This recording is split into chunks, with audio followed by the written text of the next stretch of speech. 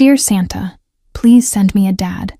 The words were written in purple crayon on paper torn from a coloring book, each letter wobbling with the careful effort of a 5-year-old hand that had never held anything more valuable than hope. Sharon Bennett sat cross-legged on the floor of an apartment where winter crept through window cracks like an uninvited ghost, her breath visible in air that the flickering space heater couldn't warm. She decorated the margins with drawings of 3 stick figures holding hands, the middle one taller than the others, because even at 5 she understood that families were supposed to have a particular shape.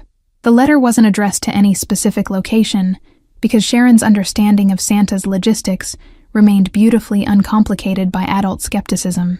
Her fingers, small and perpetually cold, gripped the crayon with intensity that suggested this wasn't just a letter, but a lifeline. Outside, New York City wore December like a weapon, temperatures dropping to levels that made homeless people disappear from their usual corners. The kind of cold that didn't just chill skin, but settled into bones and stayed there, a constant reminder that survival required resources Sharon's family didn't possess. Street vendors packed up early, their breath forming clouds that dissipated into darkness, while yellow cabs splashed through slush that would freeze into treacherous ice. Sharon folded her letter with the intense concentration children bring to tasks they believe hold magic, creasing each edge with fingers that bore tiny cuts from helping her mother sort recycling. She'd watched other kids at the community center drop letters into a red mailbox decorated with cotton snow and cardboard reindeer, their parents standing behind them with phones ready to capture the moment. But Catherine worked jobs that kept her moving through the city like a shadow, cleaning office buildings after midnight and serving tables on weekends. The girl tucked the letter into her coat pocket, the same threadbare jacket she'd worn since last winter, its sleeves now stopping 3 inches short of her wrists.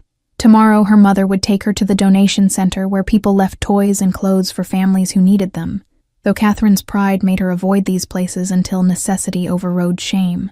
Sharon had overheard enough whispered phone conversations to understand that rent was late, that the electricity company had sent final notices. At the Riverside Community Center, volunteers had set up a cheerful display of donation boxes, where families could drop off gifts for children whose parents couldn't afford Christmas. The boxes were labeled by age and gender, decorated with wrapping paper that was already peeling at the corners from humidity and constant handling. Sharon's letter should have gone into the box marked Letters to Santa, alongside dozens of others, innocent wishes for dolls and trucks and video games. But as Catherine set down the small bag of outgrown clothes they were contributing, Sharon's fingers trembled with cold, and the letter slipped from her pocket unnoticed. It fell not into the designated box, but into the narrow gap between the donation table and the wall, sliding down into shadows where it wedged against heating pipes. No one saw it disappear, this small piece of paper carrying an enormous wish, lost in the infrastructure of charity that couldn't catch everything. The letter remained there while families came and went, while volunteers sorted through contributions and distributed them to grateful recipients, while the community center closed for the night. 3 days later, a maintenance crew came to repair a water leak that had damaged the community center's back wall. The letter had worked itself loose from the pipes during the leak, carried by water that seeped through old plaster and pooled on the floor. One of the workers, hurrying to finish the job before his shift ended, scooped up debris that included Sharon's letter and tossed everything into a black garbage bag. The letter traveled through the city's waste management system, compressed in a truck, with hundreds of other pieces of discarded paper, all of them equally meaningless to the machinery. But the garbage truck's route that day included a pickup from the building that housed Giulio Marchetti's legitimate business operations. The driver, running behind schedule, parked in the alley that ran between the building and the service entrance to the underground parking garage. He heaved bags into the truck with practiced efficiency, not noticing when one bag caught on a piece of exposed metal and tore, spilling its contents. The torn bag deposited debris across pavement that was slick with ice and motor oil, scattering paper and refuse into shadows where cleaning crews wouldn't find it until morning. Giulio Marchetti descended into his private parking level at 11:47 that night, his movements tracked by security cameras that fed footage to monitors watched by men who understood their employer's safety. He'd spent the evening at a restaurant he owned, conducting business that left no paper trail over plates of ossobuco and glasses of Barolo. His car, a black Mercedes with bulletproof glass and reinforced panels, sat in a spot that required no sign because everyone knew which space belonged to him. The parking garage was his domain, swept clean each morning, temperature controlled, secured by 3 separate systems that made it safer than most bank vaults. But the torn garbage bag had deposited its contents near the garage entrance, where maintenance hadn't yet noticed the spill. Giulio's driver was sick that night, forcing him to navigate the garage himself, an inconvenience that irritated him in ways that went beyond simple logistics. He noticed the scattered garbage immediately, because disorder in his controlled environment registered as threat before it registered as mess. His hand moved toward the weapon he carried in a shoulder holster, while his eyes scanned for movement, for ambush, for anything that didn't belong. The letter caught his attention, because it was the only piece of paper in the debris that wasn't coffee-stained or food-smeared, its purple crayon markings visible even from 10 feet away. Giulio approached it with the caution of a man who'd survived 2 decades in a world where poison could hide in unexpected places. He used his shoe to flip the paper over, revealing the childish handwriting that spelled out a wish so pure it seemed obscene in its innocence. "Dear Santa, please send me a dad." The word stopped him more effectively than any weapon ever had. Giulio Marchetti, who'd ordered executions with less emotion than most people showed deciding what to eat for lunch, who'd built an empire through violence and intimidation, stood in his private parking garage staring at a letter. His daughter had written to Santa once, years ago, before the accident that had taken her and her mother and left him hollow. That loss had made him more dangerous because he had nothing left to lose. No weakness enemies could exploit. No soft places where emotion could penetrate the armor he'd constructed. He picked up the letter with hands that had broken bones and pulled triggers, but now trembled slightly with something he refused to identify as emotion. The drawing in the margin showed 3 stick figures, a family unit so simple a child could create it but so complex that some people spent entire lives failing to achieve it. Sharon's name was printed at the bottom in letters that leaned in different directions, next to her age written as a backward 5. There was no address, no last name, nothing that would help anyone locate this child who believed Santa could solve the fundamental problem of her incomplete family. Giulio stood in that parking garage for 3 minutes and 47 seconds, long enough that his security team upstairs exchanged worried glances and checked their monitors. The letter weighed nothing but felt heavier than any burden he'd carried in the years since he'd stopped being a father. He should have thrown it away, should have let it disappear back into the garbage system that had delivered it to him by random chance. Instead, he folded it carefully and placed it in the inner pocket of his coat, next to his heart, where it rested against silk lining like an accusation. The Mercedes remained parked while Giulio returned to the elevator, his mind already working through problems that had nothing to do with territory or rivals or the federal investigation. Catherine Bennett pushed her cleaning cart through the executive floor of the Meridian building at 1:37 in the morning, moving with the efficiency of someone who'd learned to make every motion count. The vacuum cleaner's cord trailed behind her like a tether to ordinary reality, while she navigated spaces where daytime occupants made decisions affecting thousands of people. Her uniform, provided by the contracting company that employed her at minimum wage, hung loose on a frame that had shed 15 pounds in the past 6 months. These hallways where she worked belonged to a different world than the one she inhabited during daylight hours, a realm of leather chairs and mahogany desks where even the air seemed cleaner. The Meridian building housed various companies that did business requiring beautiful facades, including several legitimate enterprises that served as fronts for operations that couldn't withstand scrutiny. Catherine didn't know the details, because the janitorial staff wasn't briefed on tenant activities, but she'd learned to recognize which offices had security beyond standard corporate measures. The 20th floor where she worked tonight featured cameras in every corner, reinforced doors with keycard access, and a particular quality of silence that suggested secrets worth protecting. She'd been warned during training never to open closed file cabinets, never to read documents left on desks, never to ask questions about the men in expensive suits. Tonight the executive floor was empty, except for her, and the hum of computers left running, their screens casting blue light across desks. Catherine cleaned around artifacts of lives she couldn't access, wiping down surfaces that would be dirty again by tomorrow, but that required constant attention, because that was the nature of her work. The executive bathroom was her last task, the one she saved for end of shift, because it allowed her a moment to sit on the closed toilet lid and rest. She carried exhaustion the way other people carried purses, as an accessory so constant, she barely noticed its weight until she stopped moving long enough to feel it. She locked the bathroom door out of habit, not because anyone else was on this floor, but because privacy was a luxury she claimed wherever possible. The mirror above the sink reflected a woman who looked older than 27, lines etched around her eyes from squinting through fatigue and worry. Her hands, perpetually red and cracked from cleaning chemicals, shook slightly as she splashed cold water on her face, trying to revive herself enough to finish the shift. The dizziness hit without warning, a sensation of the floor tilting sideways while the walls pressed inward with suffocating closeness.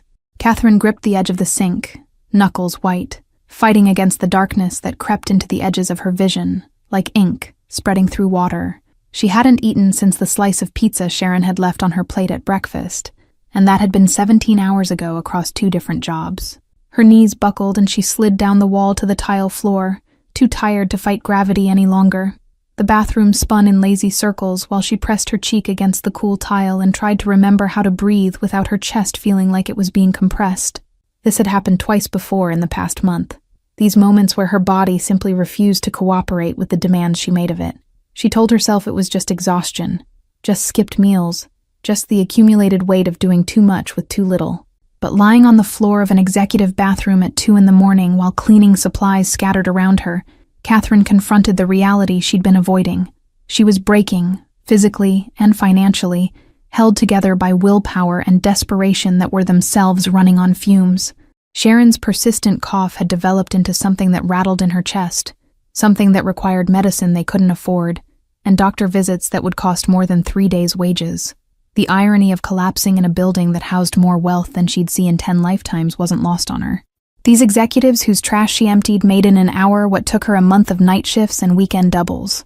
Their offices contained art worth more than her annual salary, watches that cost more than a year of Sharon's medication, pocket change left on desks that represented grocery money for a week. Catherine forced herself to sit up, using the wall for support, while the spinning gradually slowed to something manageable. She couldn't afford to be found like this because being found meant questions, meant potential termination, meant losing this job that barely kept them housed and fed, but was better than nothing. The cleaning company had a policy about health issues, about employees who couldn't perform their duties, about replaceable workers in a city full of desperate people willing to do anything for minimum wage. She pulled herself to her feet using the sink, avoiding her reflection, because she knew what she'd see there and couldn't bear to witness her own deterioration. The cleaning cart waited in the hallway, half her task still incomplete, because she'd wasted precious minutes lying on the floor instead of working. She finished the bathroom quickly, erasing all evidence of her presence, except the lingering scent of industrial cleaner that would dissipate before the executives arrived in the morning. The security office on the ground floor contained monitors that displayed every angle of the building, including the 20th floor executive bathroom where Catherine had collapsed. The night security guard, an older man named Marcus who'd worked this shift for 15 years, had watched the entire incident unfold on screen. He'd reached for his radio twice, preparing to call for help, but something about the way she'd forced herself back up had stopped him. Marcus made a note in his log about checking the 20th floor more frequently, though he didn't specify why. The footage would be reviewed by someone eventually, part of the routine security checks that occurred weekly. But Marcus also knew that footage had a way of getting lost, of being recorded over, of disappearing when certain people wanted it to disappear. He'd been in this business long enough to understand that sometimes seeing everything meant knowing when to see nothing. Meanwhile, 3 floors above Marcus's security station, Giulio Marchetti sat in an office that officially belonged to one of his legitimate businesses, but functionally served as a secondary headquarters. He'd come here after finding the letter, unable to return to his penthouse where silence would force him to confront thoughts he preferred to avoid. The office had its own security system, one that fed to monitors he could access from his desk, showing him views of his building that even Marcus didn't see. He'd been reviewing footage from earlier that evening, checking for any signs of surveillance or unexpected visitors, when he'd noticed the woman on the 20th floor. The cameras captured her collapse in the bathroom, the way she'd slid down the wall like a puppet with cut strings.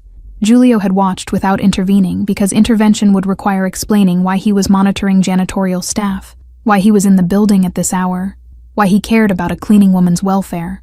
But then he'd zoomed in on her employee badge, visible when she'd pulled herself up using the sink. The name tag read, K. Bennett, in the standardized font the cleaning company used for all their workers. Bennett, the same last name that had been printed at the bottom of the letter currently resting in his coat pocket, written by a 5-year-old who wanted a father. The connection formed in his mind with the certainty of mathematics, 2 data points creating a line that pointed toward something he wasn't sure he wanted to find. Sharon Bennett had written the letter. Kay Bennett cleaned his building's executive floors after midnight. The probability of coincidence was low enough to be dismissed, which meant the woman who'd just collapsed from exhaustion was the mother whose child had asked Santa for a father. Julio sat in his office watching footage of Catherine Bennett finishing her shift, moving through hallways with determination that looked more like survival than choice. The monitors displayed multiple angles of her progress, technical documentation of a life lived in the margins of his world. He should have closed the window, should have returned to the business that required his attention, but something about the way she moved reminded him of someone he'd spent 5 years trying to forget. His daughter had been 7 when the car accident happened, old enough to have opinions about everything, and young enough to believe her father could fix anything. Sophia had inherited her mother's dark hair and his stubbornness, a combination that had made her both delightful and exhausting in the way children are when they haven't learned yet that the world breaks people. She'd drawn pictures constantly, filling notebook after notebook with crayon families that always included 3 figures because their family unit had been complete and happy and utterly unprepared for tragedy. The accident had happened on a Tuesday afternoon, during a rare family outing to a restaurant across town, a celebration of something trivial that Julio couldn't even remember now. A drunk driver had run a red light at an intersection, physics and bad timing combining to destroy everything Julio had built that mattered. His wife died instantly, trapped in metal that rescue workers took 40 minutes to cut through. Sophia had survived the initial impact, but died in the ambulance, her small hand going limp in his, while he screamed at paramedics who were already doing everything possible. The investigation had been brief, because the drunk driver died at the scene, leaving no one for Julio to destroy in retribution except himself. He'd thrown himself into his criminal enterprise with renewed focus, using violence and expansion as replacement for the emotions he refused to process. His organization had doubled in size in the 2 years following the accident, fueled by a man who had nothing to lose and therefore nothing holding him back from the darkest choices his business required. But 5 years had passed since Sophia's death, 5 years of building an empire on the foundation of his grief, and somehow a letter written by a 5-year-old stranger had cracked the wall he'd constructed around that loss. Sharon's backward 5 looked exactly like Sophia's used to, that same confusion about which way the number faced. The 3 stick figures Sharon had drawn echoed the hundreds of similar families Sophia had created, each one a testament to the security she'd felt before security proved to be an illusion. Julio opened his desk drawer and removed a photograph he kept hidden beneath false documents, one of the few images of Sophia he hadn't destroyed in the rage that followed her death. The picture showed her at 6 years old, holding a drawing she'd made in school, grinning with pride that came from believing her father cared about crayon art. He'd thrown away most of her belongings in the months after the funeral, unable to bear the weight of toys that would never be played with, clothes that would never be worn. This photograph had survived only because he'd forgotten it was in this drawer, tucked away during the chaos of grief and rediscovered a year later when he'd stopped destroying everything that reminded him of what he'd lost.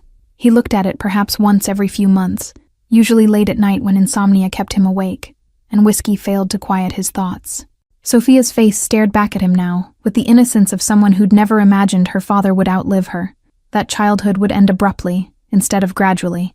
The connection between Sharon's letter and his own dead daughter was too obvious to ignore, too painful to fully acknowledge. A 5-year-old girl wanted a father, and Julio was a father who'd lost his 5-year-old, symmetry that felt designed rather than accidental. He didn't believe in divine intervention, or cosmic justice, or any of the spiritual concepts that offered comfort to people who needed explanations for chaos. But he also couldn't dismiss the probability that this letter had found him specifically, had traveled through impossible circumstances to land in his parking garage. Marcus's security log showed that Catherine Bennett worked the 20th floor every Monday, Wednesday, and Friday from midnight to 6 a.m., then rushed to her weekend job serving tables at a diner 3 blocks away. She lived in an apartment building in a neighborhood where Julio's organization ran protection rackets, where his money extracted profit from people who had almost nothing. The building's landlord was connected to one of his subsidiary operations, which meant Catherine's rent payments indirectly funded the empire that would destroy her if she ever saw too much or asked the wrong questions. He pulled up her employment file, information easily accessible because the cleaning company contracted with his legitimate businesses and maintained digital records he could access without authorization. Catherine Marie Bennett, 27 years old, hired 6 months ago after her previous employer went bankrupt. She'd listed no emergency contacts beyond a community health clinic, no family members, no friends who might notice if she disappeared. The file indicated she'd passed the basic background check, but hadn't been screened beyond that, because cleaning staff didn't require security clearance. Her daughter wasn't mentioned anywhere in the official documentation, because the cleaning company's policy allowed employees to maintain separation between their personal lives and employment. But Julio had resources beyond official channels, connections to databases that tracked births and school enrollments and medical records. Sharon Marie Bennett, born 5 years and 3 months ago at Mercy Hospital. No father listed on birth certificate. Medical records showed recurring respiratory issues. Recent emergency room visit for fever and cough. Outstanding balance of $3,000 that Catherine was paying off at $50 monthly. The apartment building where they lived had been cited twice for heating violations in the past year. Complaints filed by tenants about inadequate warmth during winter months that went ignored by management who knew the city wouldn't enforce code violations. Julio owned the building through 3 layers of corporate shells, far enough removed that his name appeared nowhere in ownership documents, but close enough that he could make decisions about maintenance and repairs. He'd authorized the minimum spending necessary to avoid serious legal consequences, never considering that real people froze in apartments where his profit margins mattered more than their comfort. Sharon Bennett attended a public elementary school 3 blocks from her apartment, enrolled in kindergarten with teachers who'd noted her intelligence and creativity, but also her frequent absences due to illness. The school records contained copies of drawings similar to the one on her Santa letter, families with 3 figures engaged in activities Sharon could only imagine.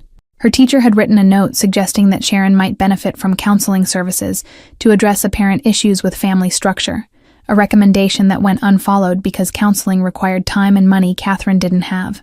Julio stared at information that transformed Sharon from abstract concept into specific reality, a child whose life he could now track through documentation that revealed poverty and bureaucratic precision. She'd been born in the same hospital where Sophia had died. Different floors, but same building. Life and death occurring within the same walls. The coincidence felt heavy with meaning Julio wasn't equipped to interpret. Connections forming that suggested something larger than random chance at work. He closed the files and returned to the security footage, watching Catherine leave the building at 6:14 a.m., 17 minutes past the end of her official shift. She moved differently now than she had at the beginning. Her steps slower, her posture more hunched, exhaustion visible in every movement. She disappeared into the subway entrance that would take her home to the apartment where Sharon waited, where morning would bring breakfast that probably wasn't enough, and medicine they couldn't afford, and another day of making impossible choices about which necessities to prioritize. The rational part of Julio's mind recognized that walking away was the intelligent choice, that getting involved with Catherine and Sharon would complicate his life in ways that served no purpose. He had an empire to run, enemies to manage, investigations to evade. He didn't have time or emotional capacity for a random child whose letter happened to find him through improbable circumstances. The letter was coincidence, nothing more, and reading significance into coincidence was how weak men made disastrous mistakes. But the letter rested in his pocket, like a weight he couldn't shed, and Sophia's photograph stared at him from the desk, with eyes that held expectations he'd failed 5 years ago. For the first time since the accident, Julio Marchetti allowed himself to consider that perhaps his survival hadn't been meaningless, that perhaps the universe or fate or random chance had preserved him for something beyond building a criminal empire. The thought was uncomfortable, foreign, ridiculous in its implication, that his life could still serve a purpose beyond accumulation of power and money. He stood at his window watching dawn break over New York City, painting the sky in colors that would disappear once full daylight arrived, and the city returned to its usual gray. Somewhere in this same city, a 5-year-old girl was waking up in a cold apartment, probably coughing, definitely unaware that her letter had found exactly the person it needed to find. And somewhere between Julio's cynicism and Sharon's hope, a possibility existed that neither of them could yet see but that the letter itself seemed to promise. Sharon's cough had worsened over the weekend, evolving from the persistent irritation Catherine had learned to recognize into something deeper that rattled in her daughter's chest, like coins in a jar. The sound kept Catherine awake during the few hours between her night shift and when Sharon needed to wake for school, lying in the darkness listening to her daughter struggle for breath. Monday morning arrived with Sharon's fever spiking to 103 degrees, her small body burning with heat that no amount of cold compresses could reduce. Catherine called the community health clinic where they received subsidized care, waiting on hold for 40 minutes before reaching a receptionist who informed her the next available appointment was in 6 days. 6 days felt like an eternity when Sharon's breathing had developed a wheeze that made every inhale sound like tissue paper being crumpled. The emergency room was an option Catherine had been avoiding, because even with Sharon's basic insurance coverage, the copay and additional costs would consume money earmarked for rent. But by Tuesday afternoon, Sharon's lips had taken on a bluish tint that sent terror through Catherine's chest more effectively than any physical pain she'd experienced. She bundled her daughter in every blanket they owned and took the subway to Mercy Hospital, the same facility where Sharon had been born, and where they'd gone 3 times before for respiratory crises. The emergency room waiting area was packed with people whose desperation matched her own, all of them hoping that illness was urgent enough to be treated, but not so urgent that it signaled something catastrophic. They waited 4 hours before a triage nurse determined Sharon's oxygen levels were low enough to warrant immediate attention. The nurse, a woman in her 50s who'd seen too many children suffer from preventable conditions, didn't comment on the delay in seeking treatment, but her expression communicated judgment Catherine didn't need voiced. She knew she'd waited too long, knew that financial terror had compromised her judgment, knew that good mothers probably chose their children's health over rent, but good mothers probably also had better options than the ones available to her. Sharon was admitted to a pediatric examination room where a young doctor with kind eyes and exhausted face examined her with efficiency that came from treating dozens of similar cases daily. Pneumonia, he announced with the casual delivery of someone who saw this condition regularly enough that its potential lethality had become routine. Sharon would need to be admitted overnight for observation, would require antibiotics and breathing treatments, would need follow-up care that the doctor described while Catherine's mind calculated costs she couldn't afford. The hospital's billing department representative arrived before Sharon had even been assigned a room, a woman whose job required her to discuss money while sick children suffered nearby. She explained that even with Sharon's insurance, the overnight stay would cost approximately $4,000 out of pocket, a number so absurd it momentarily silenced Catherine's ability to process language. $4,000 represented 8 months of her careful $50 payments on their existing medical debt, or 3 months of rent, or the complete disintegration of the financial stability she'd been desperately constructing. Catherine signed papers she barely read, because refusing treatment wasn't an option regardless of cost, committing to debt that would likely follow her for years. Sharon was moved to a pediatric wardroom decorated with cheerful murals of animals that seemed to mock the severity of what brought children to this place. Nurses came and went with practiced efficiency, hooking Sharon up to monitors and IV lines while explaining procedures in voices trained to be simultaneously soothing and professional. By Wednesday morning, Sharon's condition had stabilized enough that the bluish tint had faded from her lips, and her breathing no longer sounded like crumpling paper. But the oxygen saturation monitor showed numbers that concerned the medical staff enough to recommend another night of observation, doubling the financial catastrophe Catherine was already facing. She sat in a chair next to Sharon's bed, holding her daughter's hand while calculating which bills could be ignored, which payments could be skipped, whether their landlord would accept a late rent payment or begin eviction proceedings immediately. Giulio received the information about Sharon's hospitalization, not through any official channel, but through the network of connections that kept him informed about everything occurring within his sphere of influence. One of his associates had a cousin who worked in Mercy Hospital's billing department, someone who occasionally provided information about people of interest. Catherine Bennett's name had been flagged in his system after he'd researched her, set to alert him if she appeared in any database his organization monitored. The cousin reported that Catherine had signed papers for Sharon's treatment looking like someone accepting a death sentence rather than medical care. The billing representative had noted Catherine's existing medical debt, had seen her hands shake while signing authorization forms, had watched her ask if payment plans were available, and then visibly calculate whether even payment plans were financially survivable. It was the kind of human detail that didn't appear in official reports, but that people remembered, because witnessing desperation left impressions. Giulio sat in his office reviewing this information, with the detachment he'd cultivated over decades of making decisions that affected lives he never witnessed directly. Sharon Bennett was hospitalized with pneumonia, facing medical costs her mother couldn't pay, existing in a crisis that would likely push them from barely surviving into complete financial collapse. The logical response was no response, maintaining the distance between his world and theirs, allowing systems already in motion to continue without his interference. But the letter remained in his coat pocket, carried daily like a talisman or curse he couldn't decide between. Sharon had asked Santa for a father, and now Sharon was in a hospital struggling to breathe while her mother signed documents that would bury them both in debt. The connection between the request and the crisis felt too pointed to be coincidence, as if the universe had delivered the letter to Giulio specifically so he could witness the consequences of ignoring it. He made a phone call to someone who specialized in making problems disappear, a fixer who operated in the gray spaces between legal and illegal where Giulio conducted much of his business. The instructions were simple. Pay Sharon Bennett's hospital bills in full, anonymously, through channels that couldn't be traced back to him. Include her existing medical debt in the payment. Clear everything. Make it appear as if a charitable organization had covered the costs, rather than a criminal who'd found a child's letter. The fixer asked no questions, because Giulio paid him to execute instructions rather than understand motivations. By Wednesday afternoon, Mercy Hospital's billing department received notification that the Bennett family's account had been paid in full by an anonymous donor through a foundation that supposedly helped families experiencing medical financial hardship. The billing representative who'd spoken with Catherine tried to verify the foundation's legitimacy and found documentation that appeared authentic, though anyone with Giulio's resources could create authentic-appearing documentation without significant difficulty. Catherine was sitting beside Sharon's bed reading a picture book when a hospital administrator knocked softly and entered with an expression that Catherine initially interpreted as bearing bad news. The woman explained that Sharon's bills had been covered by a charitable foundation, that no payment would be required, that they were free to focus on Sharon's recovery without financial concern.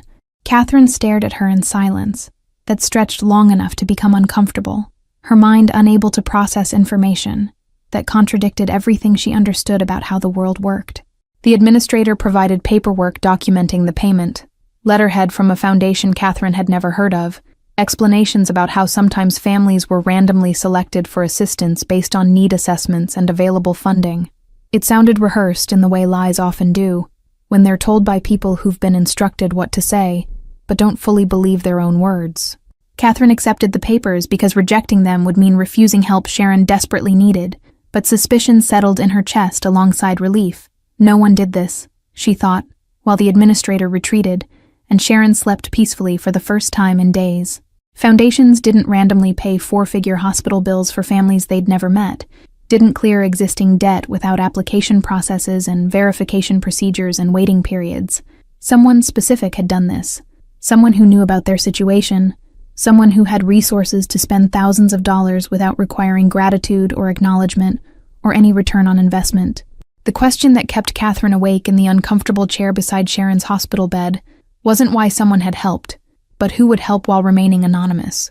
People with money demanded recognition for their charity, sought tax benefits and social status and the satisfaction of being publicly generous.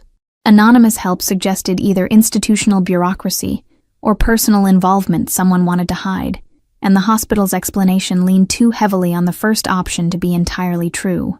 Sharon was discharged from the hospital on Thursday afternoon with prescriptions Catherine could actually afford now that the larger debt had disappeared, medication that would help prevent future respiratory crises. They took a taxi home instead of the subway, a luxury Catherine allowed herself because carrying Sharon and medical supplies through underground stations felt impossible. The taxi driver, a man who'd seen enough of humanity's struggles to recognize them in his passengers, didn't charge for the trip after hearing Sharon cough, waving away Catherine's money with gruff kindness that made her want to cry.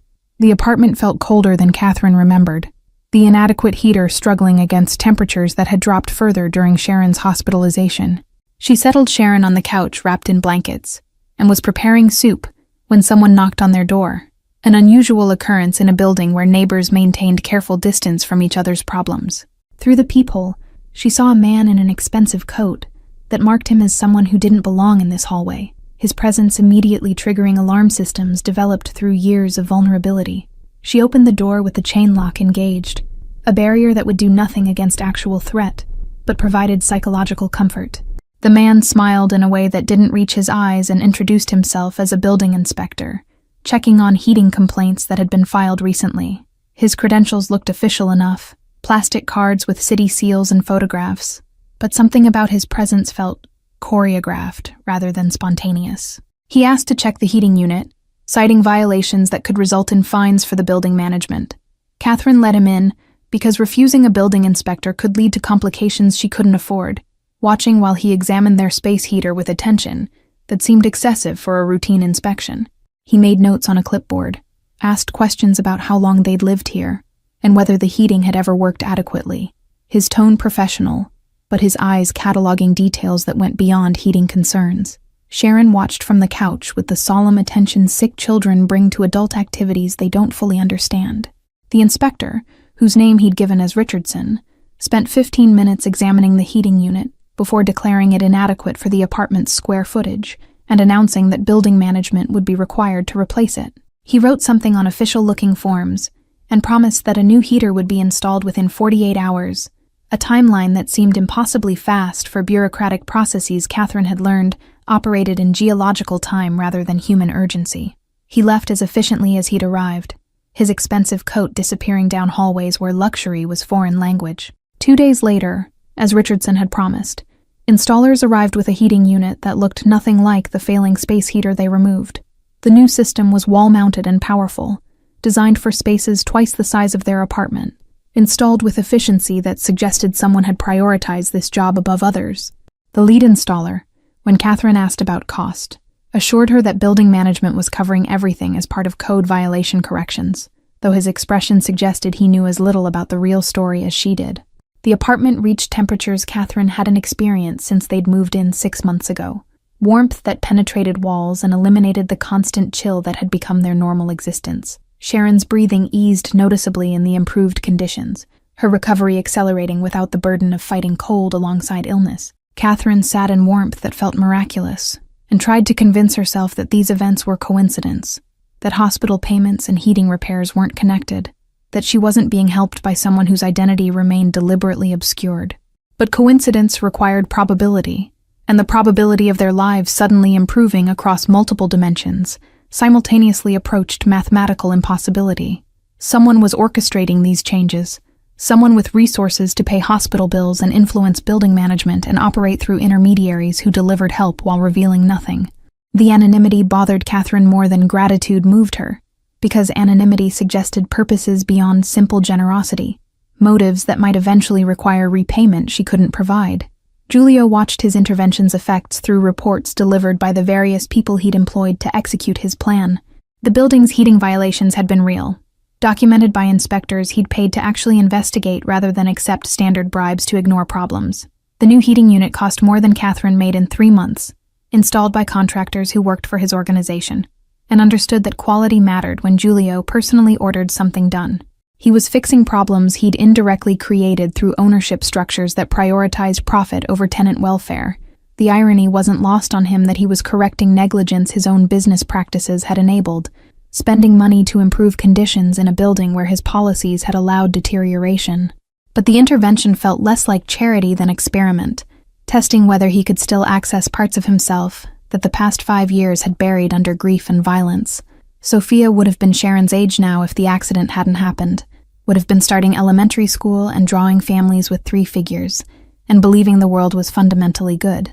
He authorized additional surveillance of Catherine and Sharon, not to threaten them, but to monitor their well-being in ways that felt increasingly less like observation and more like guardianship. His security team reported that Sharon returned to school the following Monday, that Catherine resumed her night shift at the Meridian building, that their lives had stabilized into routines that looked less desperate than before.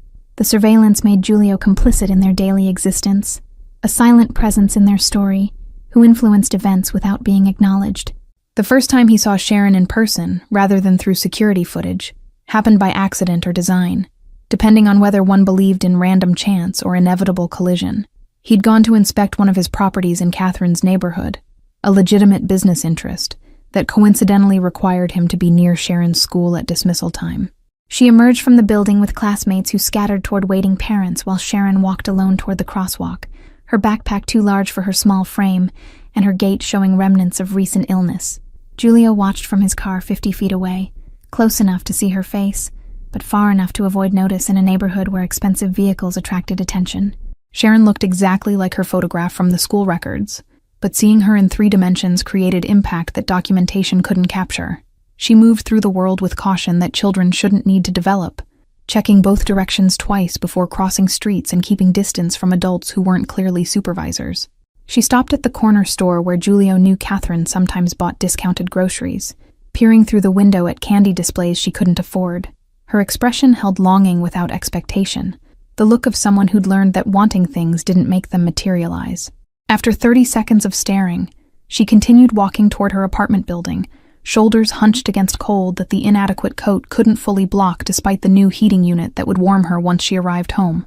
Something shifted in Giulio's chest, watching this child who'd written him a letter, without knowing his identity, who'd asked Santa for help that had manifested through Giulio's resources rather than Christmas magic. Sharon represented innocence that still existed, despite circumstances designed to destroy it, hope that persisted without evidence that hope was justified. She was everything Sophia had been before the world demonstrated that being innocent and hopeful offered no protection against random tragedy. He made a decision that violated every principle he'd established for maintaining separation between his criminal operations and personal vulnerabilities. He would meet Sharon, not as anonymous benefactor, but as someone who existed in her reality, rather than merely observing it from distance. The decision was irrational and potentially dangerous, creating connections that could be exploited by enemies who looked constantly for weaknesses in Giulio's armor. But 5 years of safety through isolation had brought him nothing except survival, and survival without purpose felt increasingly indistinguishable from elaborate suicide. The opportunity came 2 weeks later, when Giulio arranged to visit the Meridian building during Catherine's shift, timing that required him to be there after midnight, when legitimate business interests wouldn't justify his presence.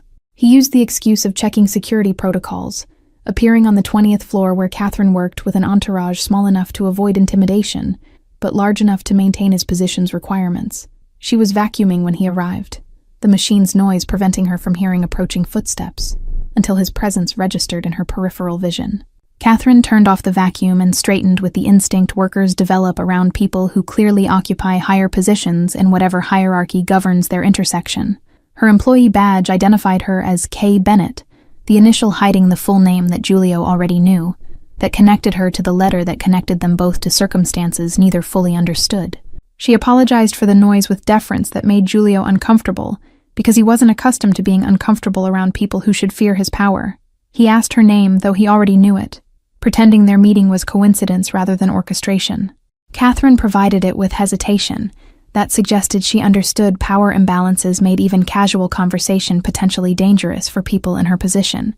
They exchanged pleasantries that felt scripted, because both of them were performing versions of themselves rather than revealing authentic reactions. She mentioned working multiple jobs, information that confirmed what his research had already told him, but that carried different weight coming from her own voice. The conversation that night remained brief, because prolonging it would have raised questions about why someone like Giulio bothered speaking with janitorial staff beyond minimal courtesy.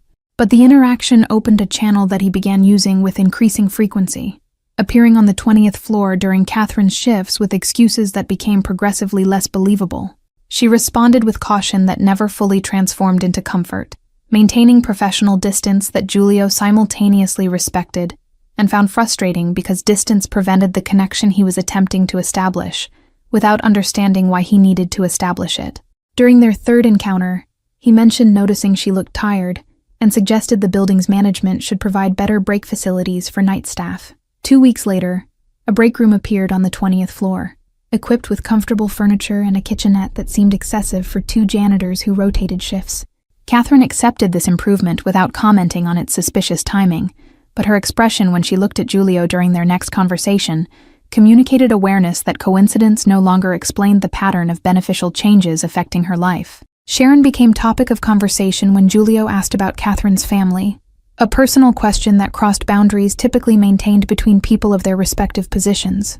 Catherine's face transformed when talking about her daughter, exhaustion giving way to pride that made her look younger than 27.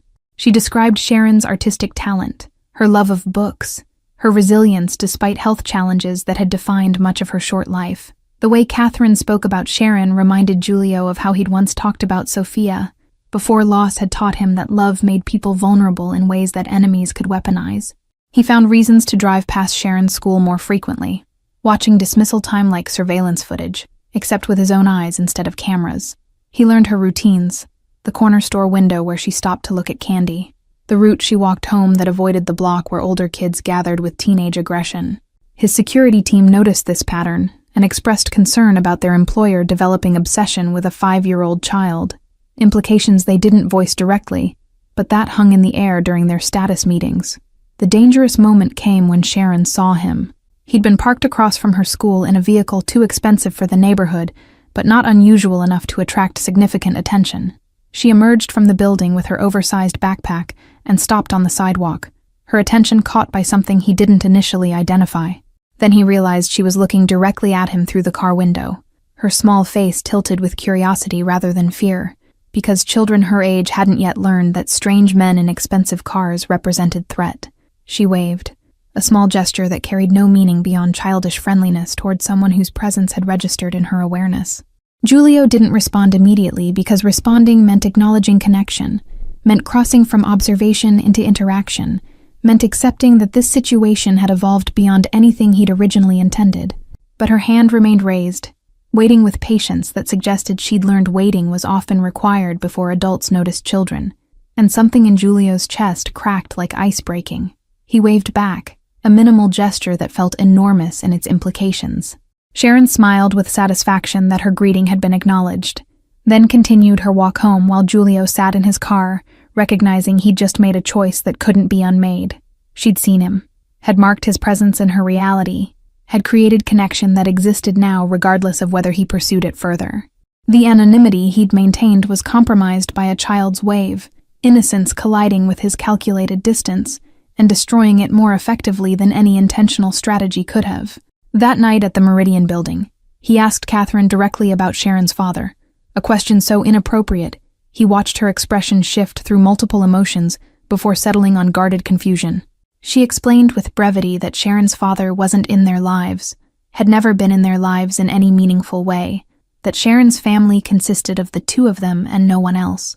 The information matched what birth certificates and records had already told him, but hearing it from Catherine made it real in ways documentation couldn't achieve. He told her about Sophia then, information he'd shared with no one in 5 years, words that emerged without permission from the part of himself he'd believed was successfully buried. He described the accident with clinical detachment that fooled neither of them, explained that his daughter would have been 7 now if physics and timing had aligned differently. Catherine's expression transformed from caution to recognition, understanding passing between them that transcended their different circumstances and connected them through parallel losses of different kinds. The vulnerability created opening that neither of them knew how to navigate. Giulio had revealed information that could be weaponized if Catherine ever understood who he actually was, what he actually did, how the money funding his apparent generosity was generated through operations that destroyed other families. Catherine had accepted intimacy from someone whose attention should have triggered alarm rather than tentative trust.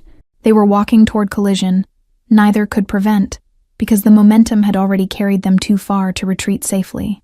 Over the following weeks, their conversations extended beyond professional minimums, into territory that resembled friendship, if friendship could exist between people whose power differential made equality impossible.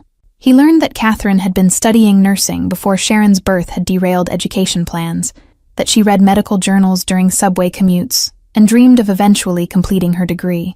She learned that he'd studied architecture before family business had pulled him in different directions, that he still noticed building design with attention that went beyond property investment values. These exchanges of personal history created illusion of mutual understanding, while fundamental truths remained unspoken. Catherine didn't know that Giulio ran criminal operations. Giulio didn't reveal that he'd been orchestrating improvements in her life since finding Sharon's letter. They constructed relationship on foundation of partial truths and deliberate omissions, building connection that would collapse catastrophically if actual transparency ever occurred. The collision came when Catherine worked late one Friday night, staying past her normal shift to cover for another janitor who'd called in sick. She was cleaning offices on the 18th floor, 2 levels below her usual assignment, when she overheard conversation between men who hadn't noticed her presence. The conversation was in Italian, language she'd studied in high school and community college, understanding enough to recognize they were discussing payment schedules and territory disputes and shipments that needed to arrive without customs interference. She froze in the supply closet where she'd been organizing cleaning materials, understanding with sickening clarity that she was overhearing criminal planning in buildings she'd assumed housed only legitimate business operations. The men's voices were casual, discussing violence and illegal activity with comfort that suggested routine rather than exception. One of them mentioned Giulio's name, Not with title or context, but with the familiarity that indicated they worked directly for him, that he was central figure in whatever organization they represented. The conversation lasted 6 minutes that felt like hours, while Catherine remained motionless in the supply closet, afraid that any sound would reveal her presence and transform her from accidental witness into liability that required elimination. She'd heard enough movies and news reports to understand that people who overheard organized crime planning didn't usually survive with their knowledge intact. Her mind raced through impossible calculations about whether she could pretend she hadn't understood Italian, whether she could resign from this job without triggering suspicion, whether Sharon would be safe if Catherine became a problem someone needed to solve. The men finally left, their voices fading down the hallway while Catherine remained in the closet for another 10 minutes, her heart pounding so hard she could feel it in her throat. When she finally emerged, she moved through the rest of her shift with mechanical precision, completing tasks while her mind tried to reconcile the man who'd been kind to her with the names spoken by criminals discussing operations that required violence. The Giulio who'd shared stories about his dead daughter couldn't be the same Giulio who apparently controlled criminal organization, except they clearly were the same person, and she'd been catastrophically naive. She wanted to believe she'd misunderstood, that the conversation had been about something legal that just sounded criminal in translation. But the pieces aligned too perfectly, explaining the resources that had paid her hospital bills and installed new heating and created break rooms, money that came from sources she'd been deliberately not questioning, because questioning would have meant refusing help Sharon desperately needed. She'd accepted charity from organized crime, had developed connection with someone who built empire through destruction, had allowed herself to trust someone who represented everything she should fear. The question of what to do with this knowledge consumed her thoughts during the subway ride home, during the hours when she should have been sleeping, but instead stared at the ceiling while Sharon breathed peacefully nearby. She could go to police, but she had no evidence beyond overheard conversation in a language she wasn't supposed to understand, and involving police might make her official target rather than accidental witness. She could quit her job, but sudden resignation might draw exactly the attention she needed to avoid, and losing this income would return them to financial desperation the criminal money had temporarily relieved. Or she could continue pretending she knew nothing, maintaining connection with Giulio while protecting Sharon from truth that would shatter the small stability they'd achieved. The choice was between impossible options that all led to variations of catastrophe, moral compromise competing with maternal desperation, in ways that left her nauseous with guilt, regardless of which path she chose. She'd written strongly worded papers in college about people who enabled evil through passive cooperation, never imagining she'd become exactly that person when survival required choosing between principles and her daughter's welfare. Monday morning arrived with Catherine's decision still unmade, exhaustion and fear competing for dominance while she prepared Sharon for school. Her daughter chattered about an art project involving construction paper families, oblivious to the moral crisis consuming her mother's thoughts. Catherine braided Sharon's hair with hands that trembled slightly, wondering if this normalcy was something she'd destroy by choosing principle over pragmatism, or preserve by choosing silence over safety. She avoided the Meridian building that week by trading shifts with another janitor, claiming a scheduling conflict that wasn't entirely fabricated since her internal conflict had become its own kind of schedule disruption. The trade meant working in a different building across town, less pay for more hours, but distance from Giulio felt necessary while she processed the collision between who she'd believed he was and who he apparently actually was. Her absence would be noticed, might trigger exactly the attention she was trying to avoid, but continuing to pretend nothing had changed felt beyond her current acting capabilities. On Wednesday evening, Giulio appeared at her apartment building, a development so unexpected it momentarily froze her thought processes when she saw him through the peephole.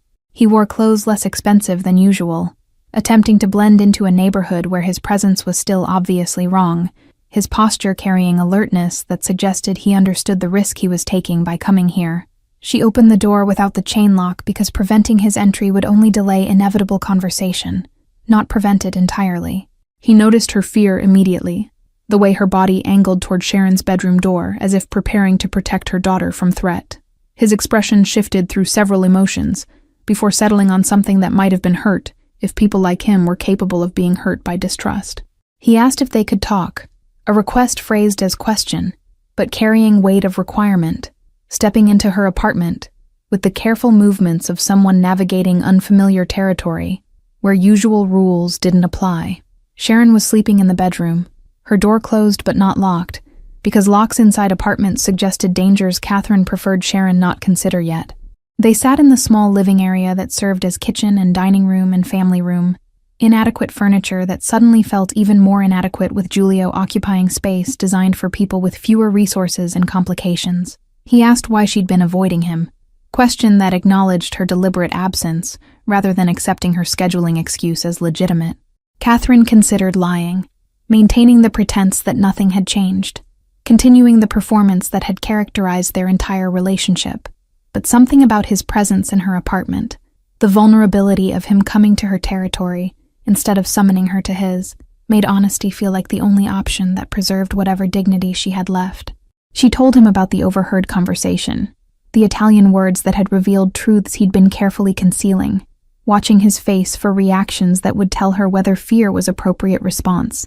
He didn't deny it, which somehow made everything worse because denial would have left space for doubt, for alternative interpretations, for hope that she'd misunderstood. Instead, he confirmed what she'd overheard, with the same clinical detachment he'd used describing his daughter's death, explaining that yes, he ran organizations that operated outside legal boundaries, that the money helping her came from sources that destroyed other people's lives. His honesty felt like cruelty, forcing her to confront complicity she'd been able to ignore while pretending ignorance. She asked him to leave, words that came out stronger than she felt, maternal instinct overriding the gratitude that complicated her ability to fully reject someone who'd probably saved Sharon's life through his criminal generosity. He stood but didn't move toward the door, his attention fixed on Sharon's bedroom with expression that made Catherine's chest tighten because she recognized it as the same expression she wore when watching her daughter sleep. He asked if he could meet Sharon properly, not through car windows or security footage, but as someone real in her life, rather than ghost orchestrating improvements from shadows. The request was so absurd, it momentarily silenced Catherine's objections. He wanted to meet her daughter, to cross from anonymous benefactor into acknowledged presence, to insert himself into Sharon's reality in ways that would make him real rather than theoretical. The danger of that connection stretched beyond immediate physical threat into territory where Sharon could become attached to someone whose life guaranteed eventual catastrophe. Children didn't understand that kindness from dangerous people was still dangerous, that temporary stability built on criminal foundations would eventually collapse. But Sharon had asked Santa for a father, and Giulio had found that letter, and the months since had brought improvements that transcended coincidence into something that felt almost like providence, if providence worked through morally compromised channels. Catherine looked at this man who'd built criminal empire, but who'd also paid hospital bills without requiring gratitude, who'd installed heating that made their apartment livable, who'd revealed his own dead daughter as if that loss created bridge between their incompatible worlds. She couldn't decide if letting him meet Sharon was protecting her daughter or betraying her. The decision was made for her when Sharon's bedroom door opened, the girl emerging in pajamas with the stuffed rabbit she'd had since infancy. She'd woken up from the sound of voices, curiosity overriding tiredness that usually kept her asleep until morning. Her eyes found Giulio immediately, recognition spreading across her face and smile that suggested she'd been waiting for this moment without knowing she was waiting. She called him the Angel Man, the title she'd apparently given him after seeing him wave outside her school. Giulio's expression transformed into something Catherine hadn't seen before, vulnerability that made him look younger and more human than the controlled persona he usually projected. He knelt down to Sharon's level, moving with careful slowness that suggested he understood children required different approach than the adults he usually intimidated. Sharon approached without fear, because she hadn't learned yet that some angels were fallen, that help from complicated sources came with complications that wouldn't be apparent until much later. They talked about her drawings, about the families with 3 figures that she created constantly, about whether she liked school and what her favorite color was, and the kinds of questions adults asked when trying to connect with children through the limited vocabulary of ordinary life. Sharon answered with the openness that characterized children who hadn't yet learned strategic information management, telling him about her art teacher and the candy store window, and how her mommy worked very hard, which is why she was always tired. Each detail she shared was small vulnerability that could be weaponized if Giulio ever became threat instead of protector. Catherine watched this interaction with the helplessness of someone witnessing collision they couldn't prevent, her daughter bonding with a man whose presence represented danger, even while his actions suggested something closer to salvation. The scene was domestic in ways that felt simultaneously wrong and right, Wrong because of who Julio was, and right because Sharon glowed with attention from adult male who wasn't rushing to leave or checking his phone or counting minutes until obligation ended. This was what Sharon had asked Santa for, presence of someone who saw her and engaged with her and made her feel like she mattered. After 20 minutes, Julio stood and told Sharon he needed to leave, but that he hoped to see her again. She asked if he'd come back, question loaded with hope that made Catherine's chest ache, because that hope could be crushed in dozens of ways that Sharon couldn't anticipate. He looked at Catherine when answering, seeking permission he had no right to expect, receiving her slight nod that was less consent than resignation to trajectory already too advanced to redirect safely. When he'd left and Sharon had returned to bed, Catherine sat in the dark living room, trying to calculate whether she'd just made catastrophic mistake or necessary compromise. She'd allowed criminal access to her daughter, had permitted relationship that could end in ways her imagination immediately supplied in vivid detail. But she'd also seen Sharon smile with the particular joy children show when they feel chosen by adult attention, security that had been missing from her daughter's life since birth. The moral clarity she'd possessed before having a child felt like luxury she could no longer afford. The following week, Julio's organization was approached by federal investigators who'd been building case against his operations for 2 years. The pressure had been building gradually, charges being assembled through informant testimony and financial forensics that traced money through laundering channels his accountants had believed were invisible. The investigators wanted specific information about operations Julio ran, offering deals that would reduce his exposure if he provided evidence against larger criminal networks his organization connected to, through business relationships and territorial agreements. The timing was catastrophic, because refusing cooperation meant increased likelihood of prosecution that would remove him from any ability to protect Catherine and Sharon. But cooperation meant becoming informant, meant betraying people who'd been loyal to him for decades, meant destroying the empire he'd built as memorial to grief he'd never properly processed. The choice was between maintaining criminal integrity and preserving possibility of remaining in Sharon's life in ways that required him to not be in prison for 30 years. His second in command, a man named Vincent, who'd worked with Julio since the beginning, noticed the distraction that had infected his boss's decision-making processes. Vincent had survived 2 decades in their business by recognizing patterns before they became problems, by identifying weaknesses before enemies could exploit them, by protecting Julio from himself when necessary. He confronted Julio in the office where they'd planned operations that had built their territory from small neighborhood control to citywide influence. Vincent had done research, the kind of quiet investigation that happened when loyal employees worried their employer had developed liability that could destroy everyone.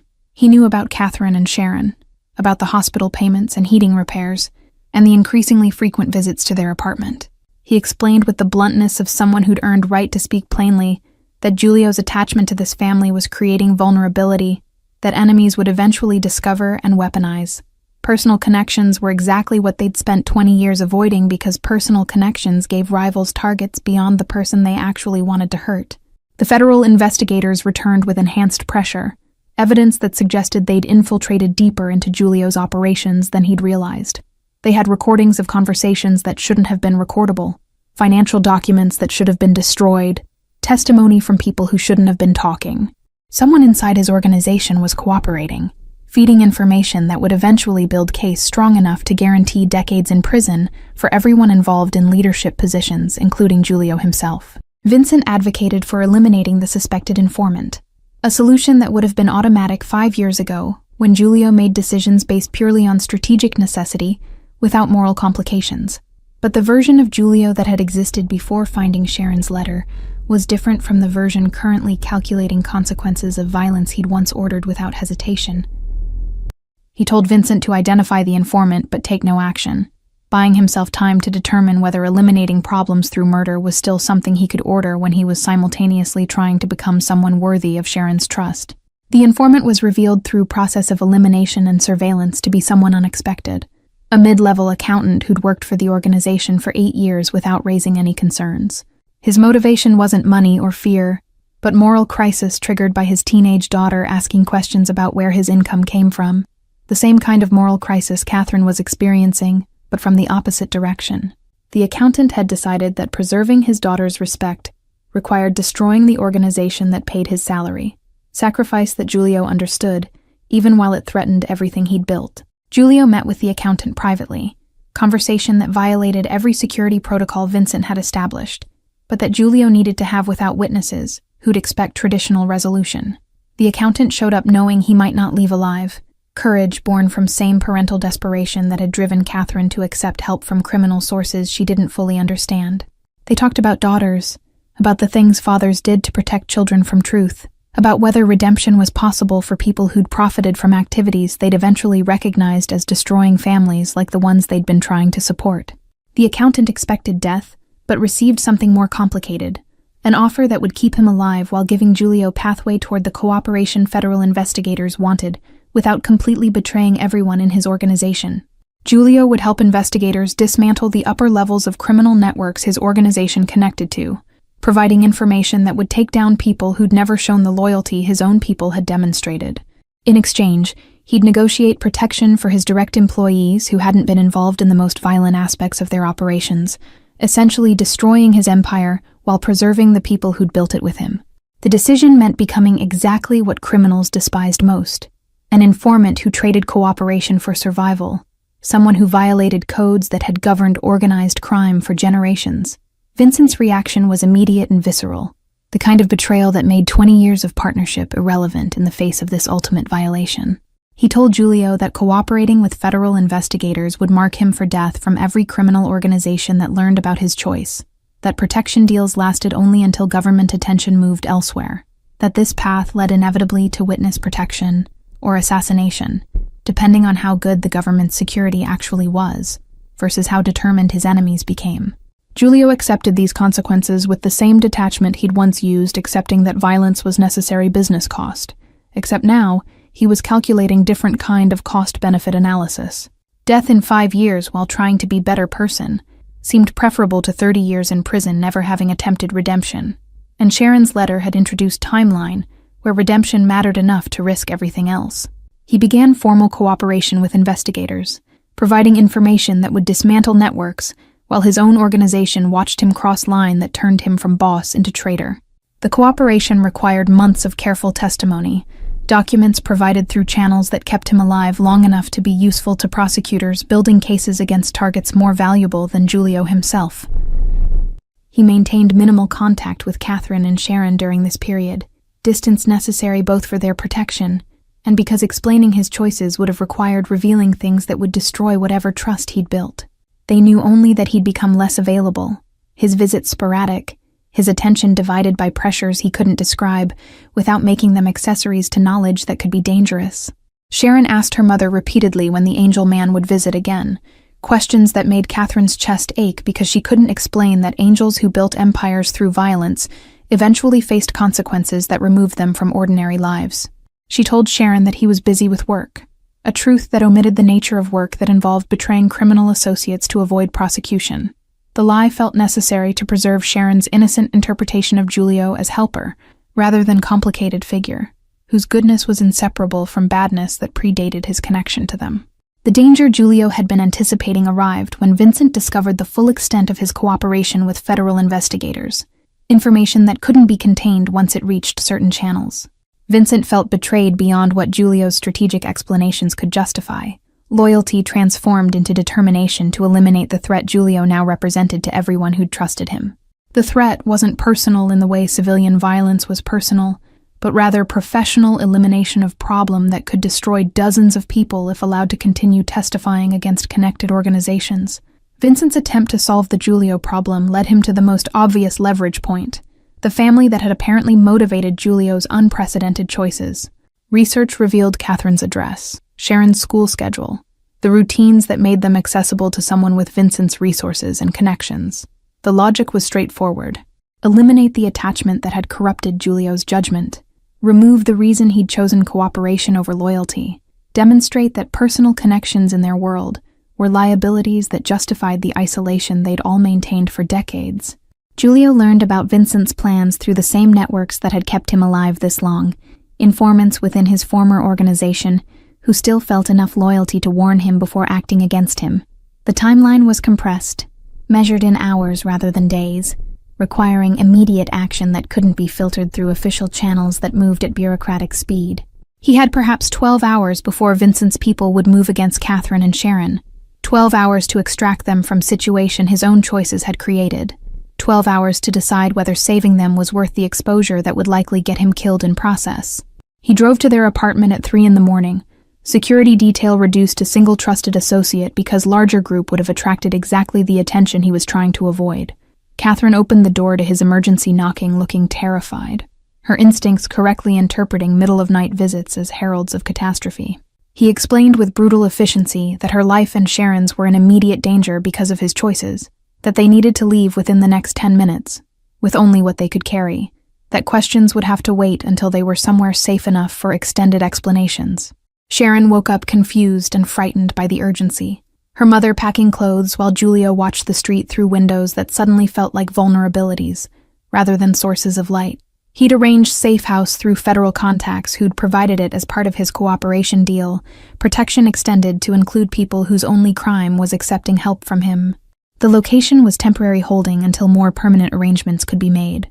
Witness protection for witnesses who'd never actually witnessed anything except his attempt to be different than what he'd spent 20 years becoming.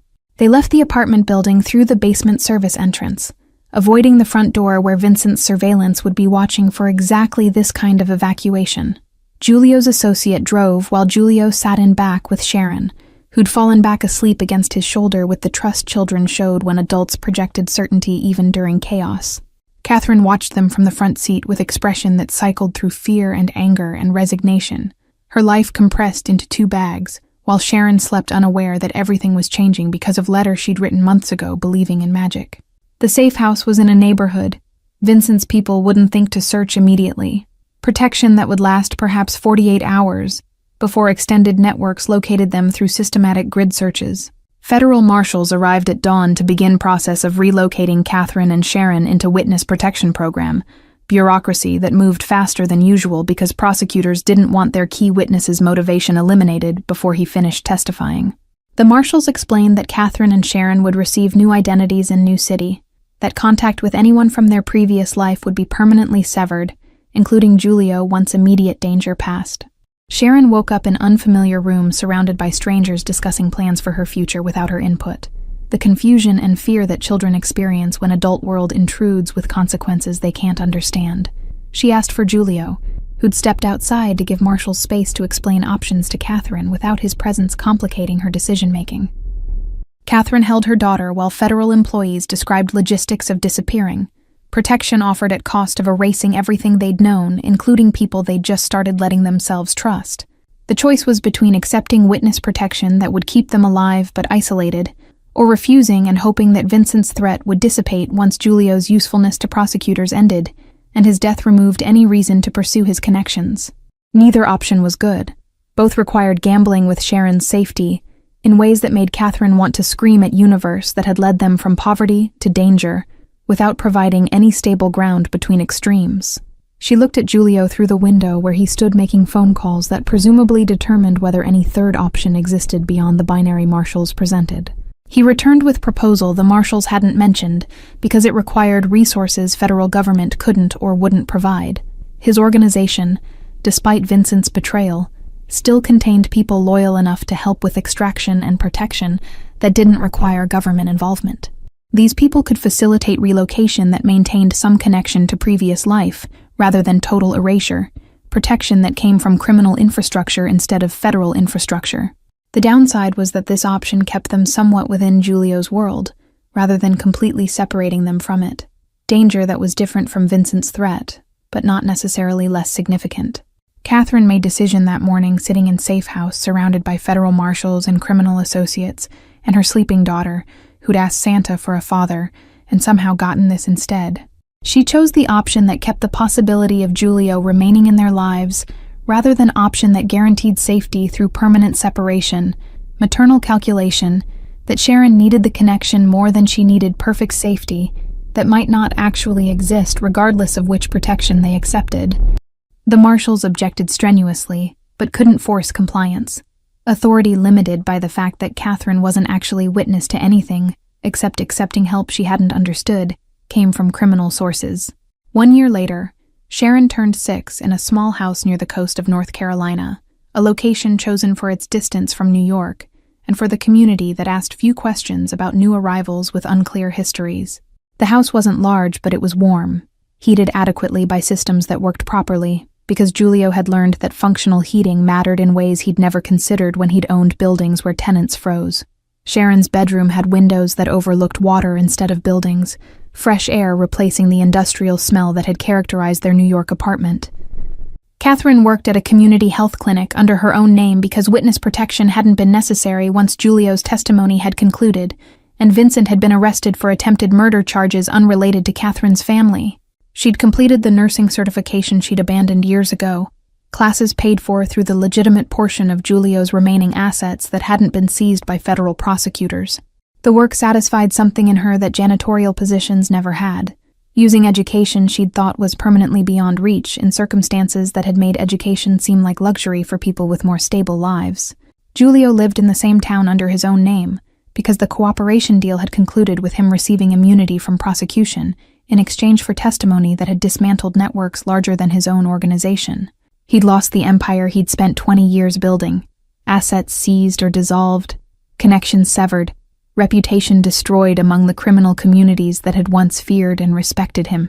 What remained was legitimate security consulting business that employed his particular skills without requiring criminal applications, work that paid significantly less than his previous operations, but that allowed him to sleep without calculating which enemies might eliminate him before morning. He saw Sharon and Catherine daily now, proximity that had developed gradually over the year as threat levels decreased, and they'd all adjusted to transformed circumstances. The relationship between Giulio and Catherine remained complicated. Friendship mixed with romance neither of them had explicitly acknowledged, because explicitly acknowledging would have required addressing whether love was possible between people whose history included criminal enterprise and desperate acceptance of help from morally compromised sources. They existed in careful balance between what they were and what they might become, if they admitted to feelings that had developed despite impossible odds. Sharon knew Giulio simply as the person who'd become her father, in all the ways that mattered, except biology and legal documentation. He attended her school functions, helped with homework that required adult patience, read bedtime stories with the particular care of someone who'd lost one daughter and been given unlikely chance at being father to another. She called him by his first name, because calling him Dad seemed to require permission neither he nor Catherine had explicitly granted, though the word hovered unspoken in the space between them, waiting for someone to be brave enough to claim it. The anniversary of finding Sharon's letter arrived in December, winter in North Carolina, much gentler than the brutal New York cold that had defined their previous existence. Giulio mentioned the date to no one because acknowledging it would have required explaining the chain of improbable events that had led from letter to here. Coincidences stacked so high they suggested something beyond random chance at work. He thought about the garbage truck that had torn the bag, about the parking garage where he'd found purple crayon words, about every decision point where different choices would have prevented this improbable family from forming. Sharon's health had stabilized in the year since leaving New York, consistent medical care, and adequate nutrition and stress reduction contributing to respiratory system that finally functioned without constant crisis. She'd grown 3 inches, gained weight that made her look less fragile, developed confidence that came from security she'd never experienced during her first 5 years. The transformation was visible in photographs Catherine took compulsively, documenting the girl Sharon was becoming compared to the struggling child she'd been. Christmas approached with Sharon creating cards and decorations, her artistic talent nurtured now through classes and supplies that were no longer unaffordable luxuries. She made card for Giulio that featured 3 stick figures holding hands, the same family composition she'd drawn on the Santa letter, but now representing reality rather than wish. The middle figure was labeled with his name in letters that no longer leaned in different directions, her handwriting having improved through year of school and practice and stability that allowed focus on education rather than survival. On Christmas Eve, Sharon asked if she could write another letter to Santa, tradition she wanted to maintain despite growing understanding that the magic might be less literal than she'd believed at 5. Catherine agreed, providing paper and the same purple crayon Sharon had used for the original letter that had changed everything. Sharon worked on her letter with concentration that suggested importance beyond simple holiday tradition, folding it carefully when finished, and handing it to Giulio instead of putting it in mailbox, because she apparently understood that Santa worked through human channels more often than magical ones. Giulio opened the letter with hands that trembled slightly, nervous in a way he hadn't been nervous facing armed enemies or federal prosecutors.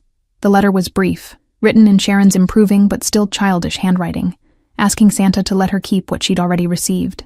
She didn't ask for toys or games or any of the material things children typically requested, just for the angel man to stay, and for her mommy to stop looking worried, and for their house to remain warm through winter.